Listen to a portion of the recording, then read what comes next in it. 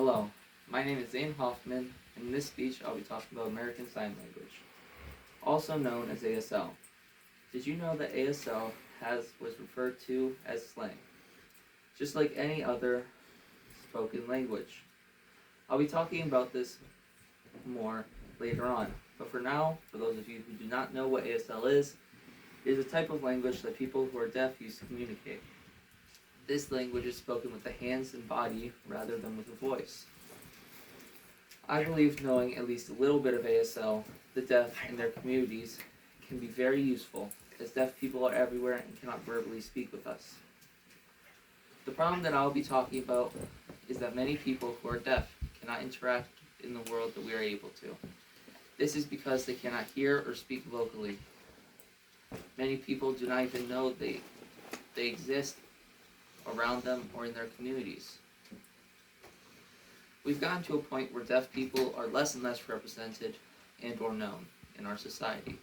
Originally because there were theories that by using ASL or learning from someone who uses ASL can make you lose oral communication skills, which led to schools and other places using less and less ASL. With that being said, there was a point in time where deaf people were very well represented, specifically in the 1830s through 1920s. This is when there was a huge uprise in deaf representation and awareness of deaf individuals. However, when the theory that damaged oral skills came out, it diminished the representation of deaf people, and is still doing so to this day. This information can be found in the Encyclopedia Britannica. I would now like to circle back to slang in ASL, and how even though they cannot vocally speak like us, there is still similar slang. A good place to look at this is as stated in the textbook Signing Naturally. Sign can differ across cultures. Different versions of ASL all have their own place in ASL, such as BASL, which stands for Black American Sign Language. These different versions have different signs, different expressions, and some even have different meanings for the same words. Although the deaf world is not widely seen or understood, it has a deep and rich culture. I believe that one of the many solutions is to increase awareness of the deaf and to teach ASL in public school systems. There are a lot of free programs in many libraries or even low-cost programs that can be used virtually. People could even go on YouTube and subscribe to someone who teaches ASL. Learning ASL does not have to be complicated or expensive for either side to understand each other. However, if we do not begin to teach and build a bridge between these two communities, they will continue to stay separated for no reason. How would we go about this? We would begin with staff training and end with the basic knowledge of ASL throughout our public school systems. One solution, probably the most effective one in my opinion, would be for the school systems to hire an ASL teacher to go into classrooms and begin teaching the alphabet to the students and teachers. This would build the language throughout the school and classrooms. This solution will help deaf students feel more accepted in our society as well. The feasibility of ASL in all public schools actually coming to fruition, I believe, will vary from state to state and town to town, because it would have to be accepted by each school district. And I believe that a good example of this would be a town that has a large deaf community would likely have a deaf studies or ASL class in schools, compared to a town that has no deaf individuals, or very few, as they would see no need for one. Although this is the solution that I think will work best, there has been other options proposed, such as cochlears. However, the results of these surgeries can vary greatly depending on the person. Some people who have undergone cochlears complain that it hurts their ears, gives them headaches, or does not work well. Others are completely fine with no negative effects. However, the surgery itself is very expensive, and after the surgery, you have to get training to learn how to do many things. These therapies and trainings are not covered by insurance and add up on the price of this solution. Many school systems even discourage using ASL and signing because of our society ignoring the deaf individuals around us. We create a society in which communication is now broken between two distinct groups, the hearing and the non-hearing in our society.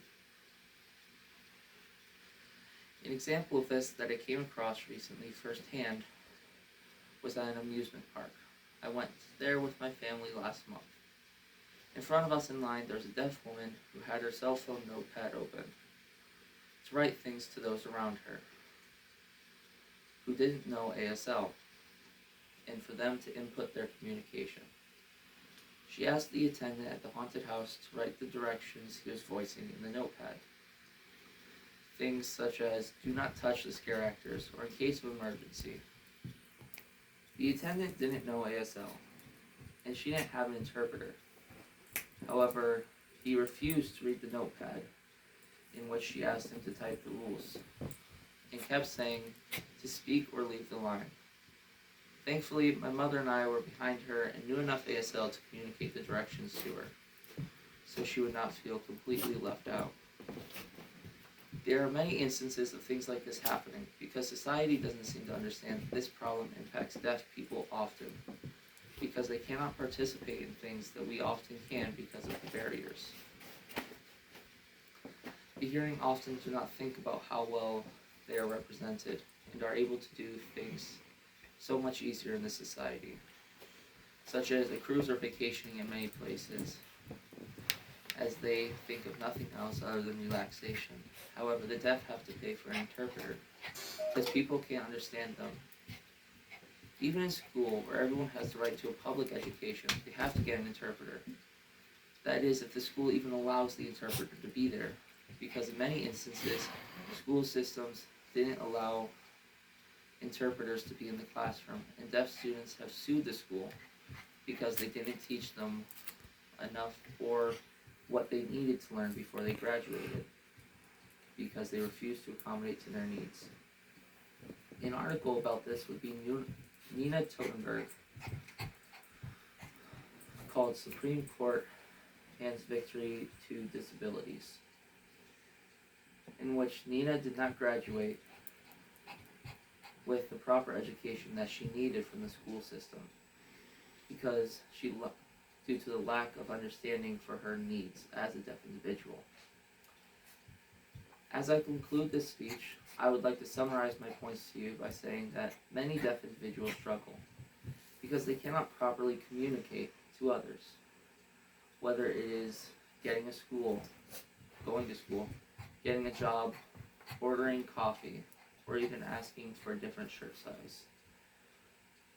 The solution that I have thought of is to make it so that people are more aware of the deaf community around them. Have people learn very basic amounts of sign language, such as the alphabet or basic conversation. Many Americans know the basics of Spanish due to the amount of Spanish-speaking individuals that are within many communities. Why then do we not learn a silent language, one we can easily add into our school systems?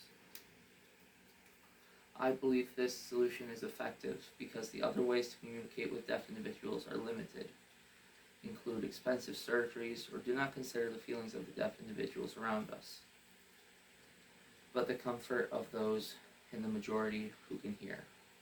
We should not force the deaf to change who they are in order to communicate in the hearing world. Instead, we should accept them as they are in their deaf world.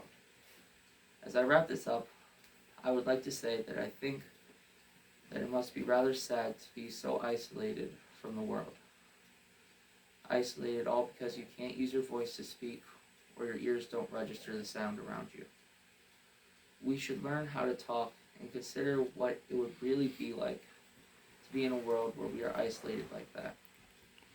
The deaf do not have to consider this as it is a reality for them. If we could change the way the world sees them, we would allow the hearing to embrace ASL